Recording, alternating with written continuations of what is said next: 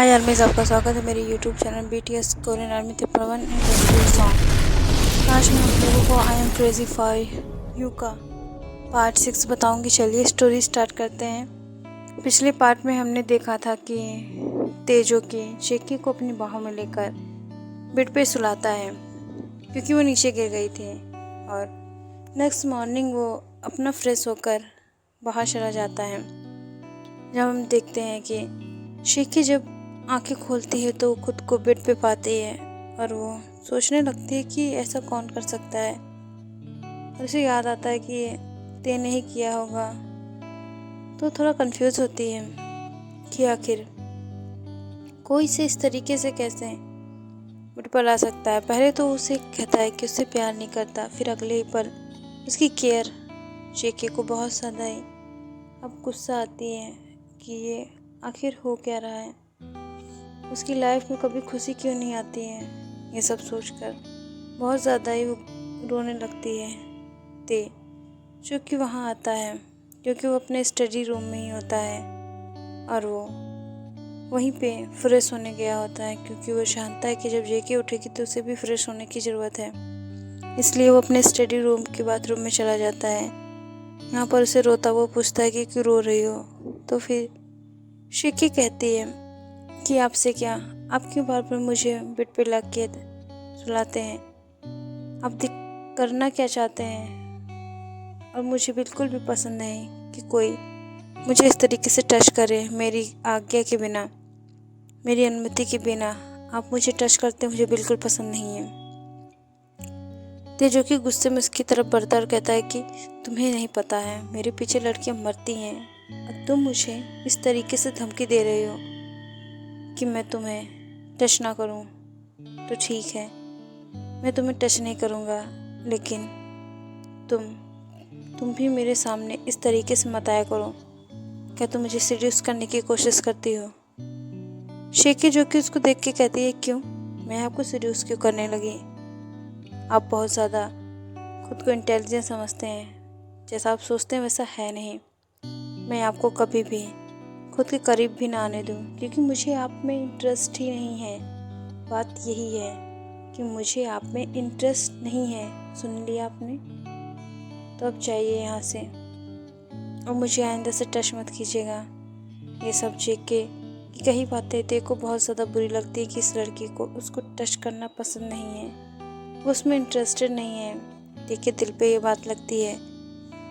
ते को नहीं पता कि उसकी फीलिंग्स क्या है जेके के लिए, लेकिन उसे ये पता है कि वो चाहता है कि ये लड़की सिर्फ उसे देखे, उसके प्यार में पागल हो, उसे देखकर वो रिएक्ट करे, उसे खुशी मिलती है।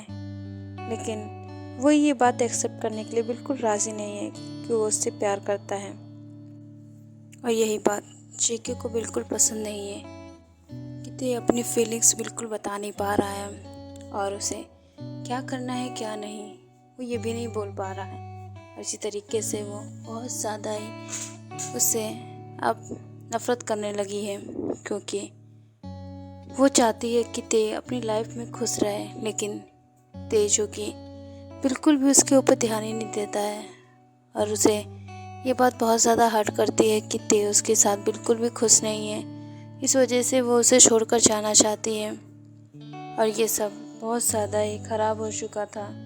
सिचुएशन बहुत ज़्यादा बिगड़ चुकी थी। यहाँ ते अपनी फीलिंग्स को एक्सेप्ट करने के लिए राज़ी नहीं है, और यहाँ हमारी शेकी जो कि ते से प्यार करती है, लेकिन नहीं, वो भी नहीं बोलेगी क्योंकि ते की तरफ से बिल्कुल भी उसे कुछ भी पहल नहीं मिल रही थी जिससे वो आगे बढ़ सके।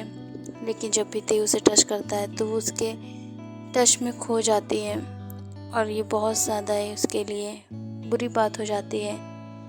नेक्स्ट डे हम देखते हैं कि यहाँ पर शेकी का भाई आने वाला है पग फेरे की रस्म के लिए, और शेकी को ले जाने आया है। और शेकी बहुत ज़्यादा एक्साइटेड होती है। ते को ये बात बिल्कुल पसंद नहीं होती है कि जेके उससे दूर जाने के लिए इतनी ज़्यादा एक्साइटेड है, और इसलिए वो बहुत ज़्यादा ही अब गुस्सा हो जाता है, और उसे ये बात बिल्कुल भी हज़म नहीं होती कि क्या हो रहा है। और तो और ये सब बहुत ज़्यादा ही अब बुरी तरीके से काम कर रहा था वो, जो कि बिल्कुल भी ये नहीं चाहता था कि यहाँ पर ऐसा भी कुछ हो, लेकिन अब हो रहा था तो फिर वो कुछ कह भी नहीं सकता है, ना ही कुछ कर सकता है। और तो और बहुत ज़्यादा सिचुएशन बिगड़ चुकी थी और तेजो की बहुत ज़्यादा ही अब शिकी के लिए फीलिंग्स रखने लगा था, परेशान रहने लगा था। और शिकी जो कि ये बात बहुत अच्छी तरीके से समझ रही थी, बट वो चाहती है कि ते अपने मुंह से ये सब कहे, लेकिन ते जो कि अकड़ू किस्म का होता है वो कुछ भी नहीं कहना चाहता है। और तो और ते जो कि अब उसे कुछ नहीं कहता, उसके ऊपर गुस्सा करता है, उसके ऊपर चिल्ला के कहता है मैंने कितनी बार तुमसे कहा है कि तुम मुझसे दूर रहो, लेकिन तुम मुझे सीड्यूस करना नहीं छोड़ोगी। और ये सब बहुत ज़्यादा हो जाता है। यहाँ पर चेक जो कि अपनी पूरी पैकिंग कर चुकी थी और उसका भाई आता है और वो सोफे पे बैठता है हॉल में। यहाँ पर किसी की नज़रें उसे देख रही होती है, ये कोई और नहीं ते की सिस्टर जो कि मीरा होती है, वो होती है मीरा, जो कि उसे बहुत ही प्यार से देख रही थी। और ये बात हमारे युंगी भैया नोटिस कर लेते हैं। युंगी जब नोटिस करता है कि उसकी बहन किसी को देखे जा रही है, वो भी बड़े ही प्यार से, युंगी जो कि मीरा को अपनी सिस्टर की तरह मानता है और उसे अपने दोस्त की तरह भी ट्रीट करता है, क्योंकि वो ते का दोस्त है तो मीरा का भी दोस्त बन के रहना चाहता है। और यही सब बहुत ज़्यादा ही उसके लिए अच्छा रहता है। वो अपनी बहन भी मानता है उसे और अपने दोस्त भी, और बहुत ज़्यादा ही उसके लिए केयरिंग नेचर रखता है। और जब वो इस तरीके से मीरा को देखता है तो कहता है कि मन में लड्डू फूटा, तो मीरा भी हाँ में से हिला देती है और कहता है तो फिर इस लड्डू को फोड़ती रहो, क्योंकि इस लड्डू के फूटने से जो तुम्हारे सामने जो शख्स बैठा है वो तुम्हें नहीं मिलने वाला, उसके लिए तुम्हें कोशिश करनी पड़ेगी, प्रयास करना पड़ेगा। और ये लड्डू सबके मन में नहीं फूटता है। मीरा जो कि उसकी बातों पे हाँ मिलाए जा रही थी, अचानक से वो देखती है कि उसका भाई क्या बोल रहा है, तो फिर वो कहती है नहीं ऐसा कुछ नहीं है, आप जो सोच रहे हैं वो बिल्कुल गलत है। तो फिर क्योंकि कहता है मुझे सब पता है कि तुम क्या सोच रही हो, कहाँ देख रही हो, तो मुझे ज़्यादा इस तरीके से लेक्चर देना बंद करो, समझ में आई? और मैं तुम्हारी इसमें हेल्प कर सकता हूँ अगर तुम चाहो तो। फिर भी मीरा कहती है ऐसा कुछ नहीं है, मुझे ऐसी कोई भी चीज़ों में इंटरेस्ट नहीं है। तो फिर क्योंकि कहता है ठीक है जैसे तुम्हारी मर्जी, फिर बाद में बताना मेरे पास। और यहाँ पर बहुत ज़्यादा ही बुरी तरीके से अब युंगी की बेइज्जती हो जाती है और मीरा यहाँ पर शर्मा कर चली जाती है। यहाँ पर हम देखते हैं किसी की नज़र होती है मीरा पे, और ये विक्रम होता है शेकी का भाई।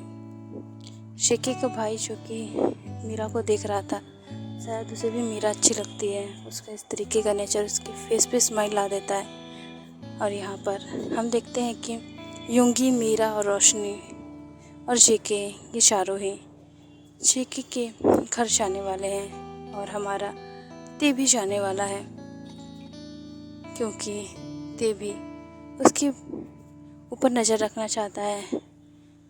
लेकिन ते जो कि उन लोगों के साथ नहीं जाना चाहता है, बिकॉज उसकी ईगो हर्ट हो जाएगी, इसलिए वो ऐसे ही शेके पे नज़र रखेगा और इसी तरीके से वो उससे देखना चाहता है कि आखिर क्या पता शेकी के दिल में कोई और हो जिससे वो ते को इग्नोर कर रही है। और यही सब सोचकर वो अपनी भी पैकिंग कर लेता है और अपने डैड से कहता है कि किसी मीटिंग के सिलसिले में कहीं वो चाह रहा है तो उसे कोई भी डिस्टर्ब ना करे।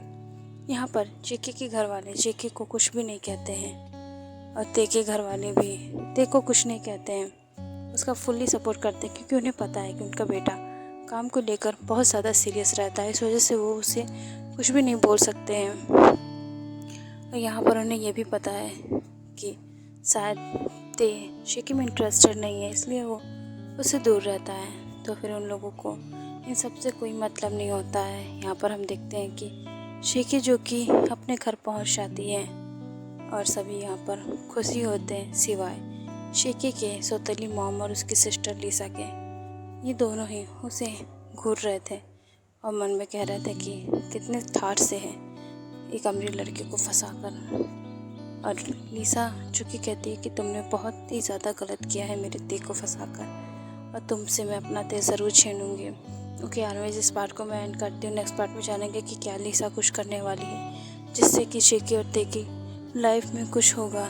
तो फिर इन सब के लिए हमें नेक्स्ट पार्ट में जाना पड़ेगा। तो बाय आर्मी, सरांगे, love you so much army. और आप लोग प्लीज़ सपोर्ट ऐसे ही करते रहिए। Bye armies.